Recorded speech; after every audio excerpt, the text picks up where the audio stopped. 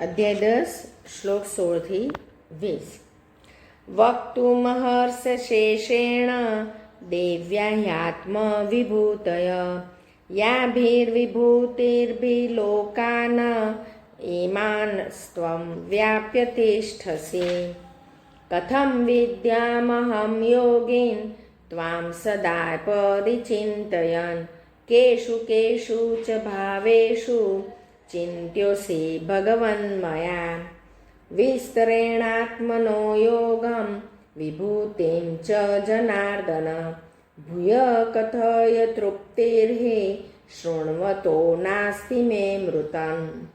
શ્રી ભગવાન ઉવાચ હંત તે કથયિષ્યામિ દેવ્યાહ્યાત્મવિભૂતય પ્રાધાન્યતઃ કુરુ શ્રેષ્ઠ નાસ્ત્યંતો વિસ્તરસ્ય મે.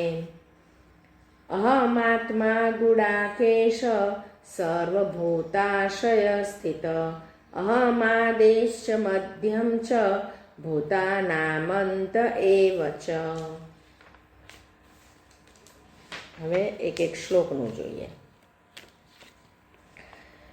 વક્તુમ અહર્ષિ અશેષેણ દિવ્યાઃ હિ આત્મવિભૂતયઃ યાભિઃ વિભૂતિભિઃ લોકાન ઇમાન ત્વં વ્યાપ્ય તિષ્ઠસિ. એટલે કે માટે હે ભગવાન, આપ જ પોતાની એ દિવ્ય વિભૂતિઓને સંપૂર્ણપણે કહેવા સમર્થ છો, જે વિભૂતિઓ દ્વારા આપ આ સકળ લોકોને વ્યાપીને રહેલા છો.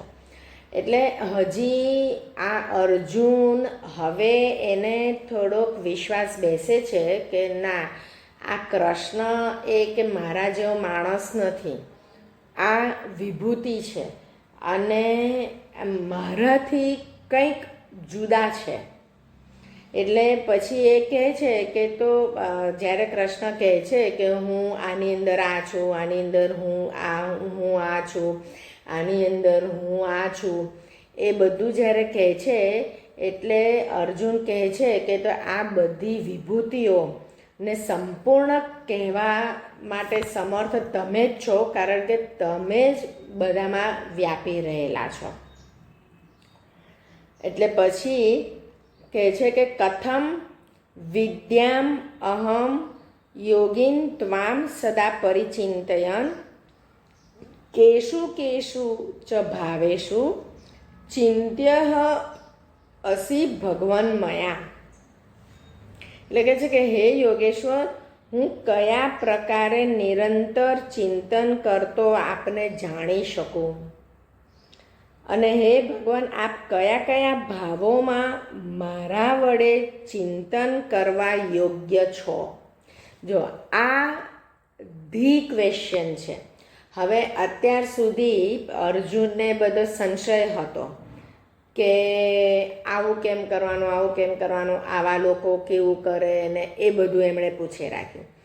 હવે કૃષ્ણએ જેમ જેમ જવાબ આપ્યા એમ એમને સંતોષ થયો, અને પછી કૃષ્ણે કીધું કે આ બધાની અંદર આ વિભૂતિ બધી હું છું, એટલે અને તું મને જાણ. એ આખા કેટલા છેલ્લા 2-3 અધ્યાયથી એ એવું જ કહેતા આવ્યા છે કે આની અંદર હું છું, એ તું મને જાણ, યોગી બનીને તું મને જાણ, ભક્તિ કરીને તું મને જાણ. એટલે હવે અર્જુન પૂછે છે કે હું તમને કયા પ્રકારે નિરંતર ચિંતન કરતો આપને જાણી શકું, કે હું કયા પ્રકારે તમને જાણી શકું. તમે તો કહો છો આની અંદર પીપળામાં હું છું, ને તુલસીમાં હું છું, ને કેટલા બધા પર્વતોમાં હું છું, ને કે તો હું તમને કયા પ્રકારે જાણું. કારણ કે આટલું બધું ઠેકાણું હોય તો આપણે કોઈ વસ્તુ જાણવી હોય તો પિન પોઈન્ટ એ વસ્તુ જાણવાની ઈચ્છા થાય. એટલે કે કોઈ એક વસ્તુ તમારા આટલા બધામાં તમે વ્યાપી રહેલા છો અને મારે તમને જાણવા હોય. હવે ફોર એક્ઝામ્પલ કૃષ્ણ કહે છે કે હું દરેકની અંદર વ્યાપી રહેલો છું, બરાબર. હવે હું સપોઝ એવું કહું કે આ ગુંજાબેનમાં પણ કૃષ્ણ વ્યાપી રહેલા છે, તો હવે મારે કૃષ્ણને જાણવા હોય તો હું શું કરું? હું ગુંજાબેનને જાણું તો મને કૃષ્ણ જાણવા મળશે, કે હું કૃષ્ણના કયા ગુણ જાણું તો એનાથી મને ગુંજાબેન જાણવા મળશે? આ અર્જુન પૂછે છે કે તો નિરંતર હું તમને કેવી રીતે જાણી શકું, અને આપ કયા કયા ભાવોમાં મારા વડે ચિંતન કરવા યોગ્ય છો? આ બહુ એકદમ પર્સનલાઇઝડ ક્વેશ્ચન, કે મારા વડે કયા કયા ભાવોથી તમારું ચિંતન કરવા યોગ્ય છો. એટલે આમાં ચોખ્ખે ચોખ્ખું કીધું છે કે દરેક વ્યક્તિ જુદી જુદી છે, અને દરેક જુદી જુદી વ્યક્તિ છે, તો તમે જ મને કહી દો કે તમે મને ઓળખો છો. અર્જુને કહી દીધું કૃષ્ણને કે તમે તો મને ઓળખો છો, તો તમે જ મને કહી દો કે મારે તમને કયા ભાવથી જ ભજવા. આપણા જેવા લોકો બધા આખી જિંદગી ખર્ચી કાઢે તોય જીવનના અંત સુધી પણ આપણે ભગવાનને જાણી નથી શકતા, કારણ કે આપણે આપણો પોતાનો સ્વભાવ નથી જાણી શકતા કે આપણો પોતાનો સ્વભાવ શું છે. આપણે આપણો પોતાનો સ્વભાવ જાણી શકીએ તો આપણા સ્વભાવ પ્રમાણે આપણે ભગવાનને એ સ્વભાવથી જોઈએ તો નિરંતર આપણે એને જાણી શકીએ. અને કૃષ્ણ એવું જ કહે છે કે તમે નિરંતર મને યાદ રાખો. તો નિરંતર આપણે કોઈ એક વ્યક્તિને યાદ રાખવી હોય તો આપણે કેવી રીતે યાદ રાખી શકીએ? કે આપણને જે વસ્તુ કરવાની ગમતી હોય એ વસ્તુમાં આપણે કૃષ્ણને જોઈએ તો આપણે એને નિરંતર યાદ રાખી શકીએ. એટલે હવે અર્જુન ધીરે ધીરે શું કહેવાય શરણે આવતો જાય છે કે ચલો ભાઈ, હવે મને સંશય, ડાઉટ્સ બધા ક્લિયર થતા જાય છે, અને હવે તમે મને કહો કે હું તમને કેવી રીતે ભજું. એટલે પછી પાછી બીજું પૂછે છે કે વિસ્તરેણ આત્મનઃ યોગમ વિભૂતિં ચ જનાર્દન ભૂયઃ કથય તૃપ્તિ હિ શૃણવતઃ ન અસ્તિ મે અમૃતમ. એટલે કે હે જનાર્દન, પોતાની યોગ શક્તિને અને વિભૂતિને હજી પણ વિસ્તારથી કહો, કેમ કે આપના અમૃત જેવા વચનોને સાંભળતા મને તૃપ્તિ થતી નથી. મારી સાંભળવાની ઉત્કંઠા હજી વધતી જાય છે. લો, એટલે હજી એમના ડાઉટ્સ પૂરેપૂરા ક્લિયર થયા નથી. અત્યાર સુધી 50% જેટલા ક્લિયર થયા, પણ કહે છે કે હજી મને તમારી વિભૂતિઓનું કહો, કે મને આની તૃપ્તિ થઈ નથી.